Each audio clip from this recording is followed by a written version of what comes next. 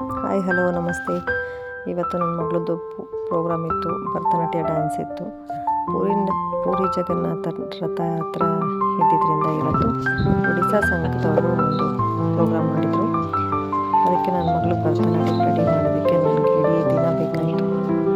1-2-3 hours ಅವಳನ್ನೇ ready ಮಾಡ್ಕೊಂತ ಕೂತಿದ್ದೆ. ಇದು ಸರಿ ಇಲ್ಲ, ಅದು ಸರಿ ಇಲ್ಲ, ಇದು ಈ ಥರ ಆಗಿದೆ, ಆ ಥರ ಆಗಿದೆ, ಈ ಕಣ್ಣಿಂದ ಐ ಶ್ಯಾಡೋ ಈ ಥರ ಆಗಿದೆ, ಈ ಕಣ್ಣಿಂದ ಐಲೈನರ್ ಆ ಥರ ಆಗಿದೆ. ಅವಳಂತೂ ದಿನ ಒಪ್ಸೋದಕ್ಕೆ ನನಗೆ ಸಾಕಾಗೋಗ್ಬಿಡುತ್ತೆ. ಯಾಕಾದರೂ ಪ್ರೋಗ್ರಾಮ್ ಕೊಡ್ತಾಳೋ ಅನ್ನೋ ಮಟ್ಟಕ್ಕೆ ಆಗ್ಬಿಡ್ತಾಳೆ. ಫೈನಲಿ ಇವತ್ತು